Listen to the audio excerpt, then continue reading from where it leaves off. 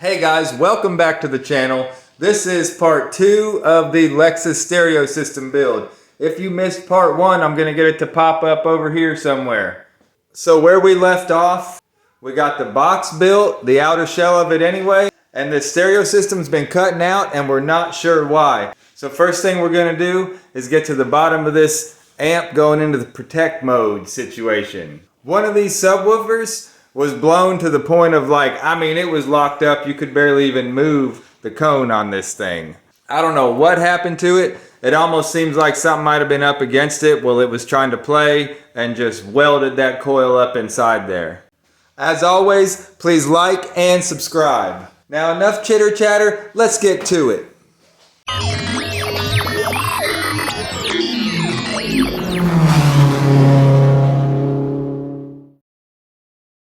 This thing's locked up.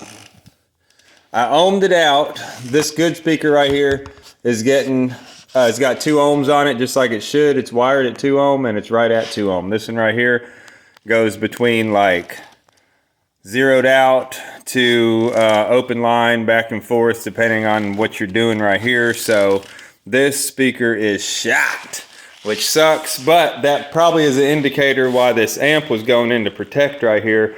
What I want to do just to determine if there is some other issue or not is hook this thing up with one subwoofer wired up at 2 ohm on this amp right here and see if it's still going to cut out, just to kind of eliminate that as an issue. Alright, got our same test tone CD in here. Let's see if it made any difference at all. Let's see, I got my bass knob down. Or is that?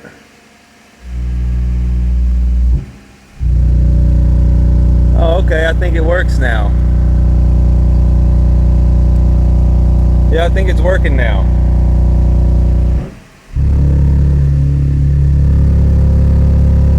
Yeah. Yeah, I think it's working now. So that was the issue. Seems to be working now. Awesome, awesome. So there we go, eliminated that issue. We still got to go through a lot of this wiring and do some upgrades on it, but at least we know that there is not an issue with the amp, or so it does not seem that there is an issue with the amp. So that's awesome. So we're going to continue on with this. Where were we? Oh yeah, check this out. We got a bunch of more stuff in. I showed you guys the door speakers we're using. The CS series of Kicker speakers are really good speakers. You'll like them. I'm sure you could spend $1 million on some speakers and they might be better than those, but nonetheless, those for the price are really awesome. I do like them. Next, what do we got? Some terminals for the amp. I don't know if they use these reducer terminals. I couldn't really get a good look at it. Sometimes people just skin the wire down to a smaller gauge to try to shove it in the amp, but these are to reduce. The amp is got 4 gauge ins and outs on it, but we're using 0 gauge wire, so we got to have these reducers. A bunch more ring terminals.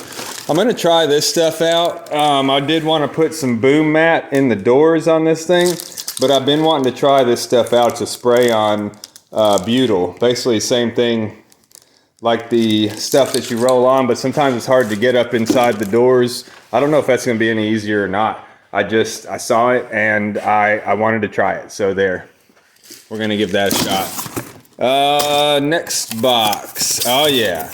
So we got a bunch more 0 gauge. Always got to have plenty of that. You never know. Ooh, that's top secret. I can't tell you about something there. Then we got this, which is what we're going to use to light up the back end here. We're going to do a little plexiglass and fun stuff on this back here. And I never tried this brand. I've used a lot of LED lights, and it seems like, especially with the bass on them, vibrating them all the time, some of the colors will go out. You may have green, and then some of your LEDs won't have red or blue or something like that, and all the colors don't really work out right. So I'm going to try these. They were advertised a little bit better. Groovy. I don't know if I'll like them, but just wanted to try something different in hopes that we'll like them. Came with 4 little strips, a remote. They're made to just stick into a cigarette lighter outlet charger dingus. But we're gonna hardwire them up in here so that we don't have a bunch of wires going to cigarette lighters. So that's gonna be pretty cool. What else have I got in here? Oh yeah, these top secret papers. This, something I can't show you yet. That's top secret. That's coming later. That's coming. So that's where we're at. Let's see, let's get back on this box. We're gonna cut our holes for the subs up here. Round down all these edges, and I think we're gonna be pretty close to getting ready to wrap this box. Carpet it. I got some carpet here sitting in this car. Easy. This is not specifically speaker box carpet, although it seems exactly the same. I've ordered speaker box carpet that looks exactly like this, feels exactly like this. I've ordered online, but I was kind of in a time crunch because I made some last minute changes on this one, and I didn't want to have to wait a couple days from Amazon or whatever, so I went down to the Hobby Lobby and got this here felt stuff that hopefully goes on pretty good. Looks good. Looks like speaker box carpet. I don't know. We're gonna give that a shot today too. So I'm gonna get you guys set up on tripod over here somewhere and get to cutting out these holes. I'm probably gonna do my cutting outside real quick and then bring it in, just because I don't want a bunch of dust flying around in here. And it ain't that bad out today, so we're gonna go with that. My little dinger hoppus, here it is. Using my same little scribe around circle compassy tool. These are my centers of my speakers. I drilled some little holes here. I'm telling you, if you haven't used one of these, man, make you one. It's simple to do. And when you take this screw and scribe, like this right here, it makes it a whole lot easier. I swear, you wouldn't think that little line does much, but it helps your jigsaw to follow that circle. Like I said, you wouldn't think it does anything, but it does, I promise. There we go. Take it outside, cut it out with the old trusty jig. So I got our little busted boy here ready for a test fit, and man, check this dude out. Like, he just gets stuck. You can barely move that thing. Look at this. You hear it? That's busted. Anyways, using it for the test fit here. Oh man, that dropped right in. Let's see if this one does. Oh yeah. So we got to do our caulking inside and our stripper pole. It's gonna go right here. Strengthen up this baffle board a whole bunch just by putting one of these right there. That's your weak spot, obviously, because there's nothing there. So we're gonna cut a piece of this, glue and screw it in here, and then we'll go around. I may do the caulking first. Might be easier to do the caulking without this stripper pole in the way. Go inside here, caulk all our corners in real good, then get the stripper pole in it.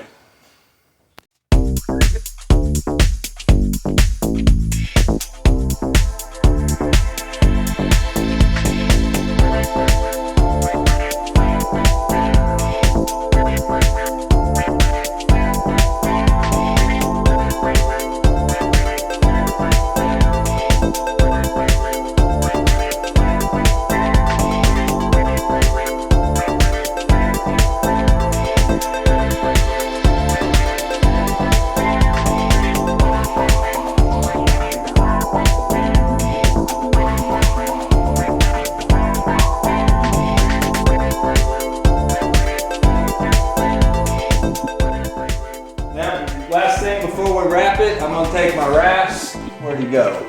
Rasp. Oh, here he is. Ow! I'm gonna take my rasp here. I'm just gonna knock all these edges down just a little bit to help the carpet to kind of roll on those edges so it's not real sharp and trying to tear the carpet, especially these corners. And then I'm also gonna radius this port inside and outside. I'm gonna radius the edge of this port off just a little bit. help with the airflow.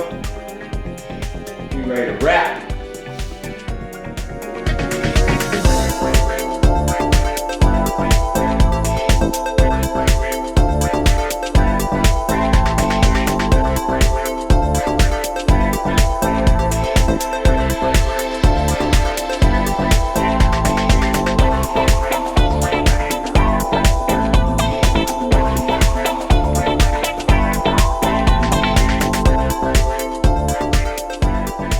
All right, got everything rounded over, touched up in the port.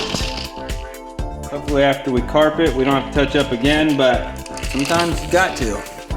Tape might peel off some paint or something. Usually on this wood, it ain't too bad though. Anyways, all my edges are rounded over just a little bit, so it helps that carpet not to tear and stuff. Let it roll on those edges nice. Got the port rounded inside and outside. Hard to see inside there, but got our stripper pole installed. This thing is ready for carpet. I think I'm gonna grab a bite to eat first and then come back and do this carpet because I think it's gonna take me a little bit of time to get it carpeted, take my time on it. So I'm gonna go ahead and grab a bite to eat right quick, and then when I get back, we'll get this thing wrapped.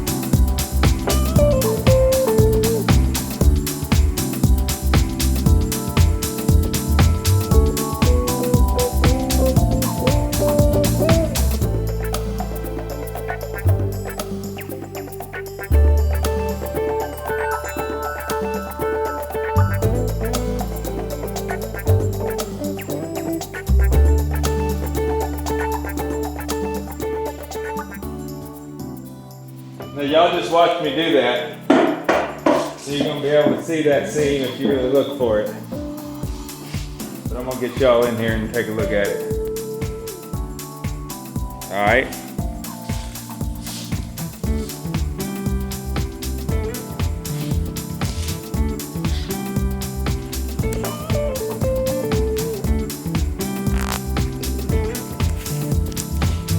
All right? That's that Bernard's right there. He'll teach you that trick.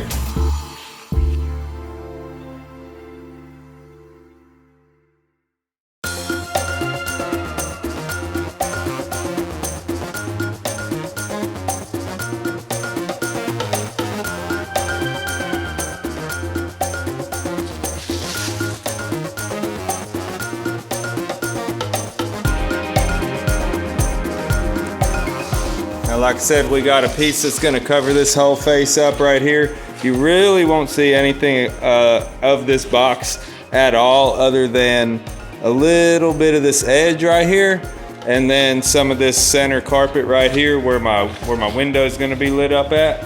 But other than that, you really ain't gonna see this box. But I'll tell you what, man, this thing right here, I mean, it come out nice. I'll get y'all some better shots of it here in a minute. But I mean, damn it, boy. That's a nice box right there. That's a real nice box. Hell yeah. I'm gonna set it up here on my little table right here and we'll take a gander at it. I decided before I move this thing from where it's at, because it's in the floor and it's easy to get both these side by side, I wanna show y'all some of the differences in a factory box and a custom box. This thing right here is 3/4 MDF through and through. This right here, they fool you on this face, is 3/4 MDF, but the rest of this box is 1/2 inch. And I know somebody wants to say, well, I couldn't fit that big of a box in my car. Well, you know what?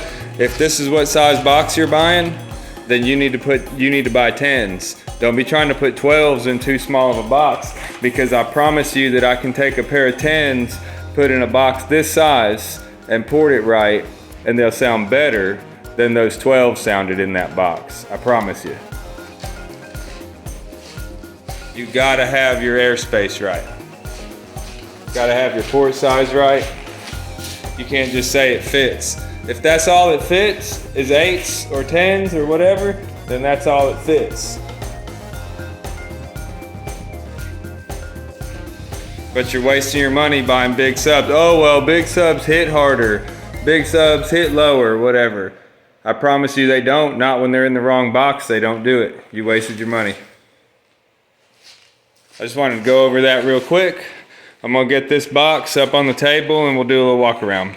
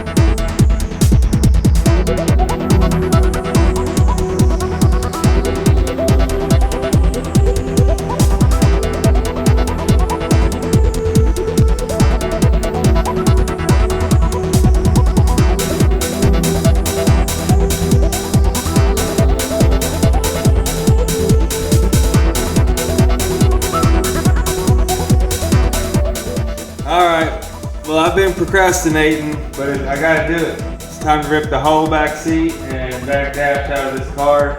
That's the only way to get to the little factory subwoofer that's in there that we gotta take out. Not only that, but I need to check the ground on that amp.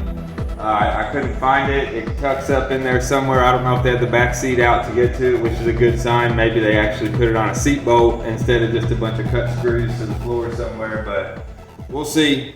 We get this back end ripped out of this thing and see what we find in there. There you go, the back seat's out. This is the back dash. Unless you want to take your seatbelt things off. That goes through there, so it's just chilling. Got the subwoofer out. Let's see, here's the subwoofer. This was the trunk light, which is gonna be basically obsolete because there's gonna be a wall there and we're gonna do a new trunk light. We got seat, we got, what are these, ABC pillars, C-pillar covers, back of the seat. Yeah, we got her torn apart. Yeah, probably start taking door panels off next. Or should I go to the wiring? Ugh. I don't know. Time for a quick little break. Decide what I want to do next. Got plenty to do. Alright, we're going to wrap this episode up right here. I hope you guys like the content. Stay tuned to see where this build takes us in the next one. And as always, please like and subscribe. Subscribe.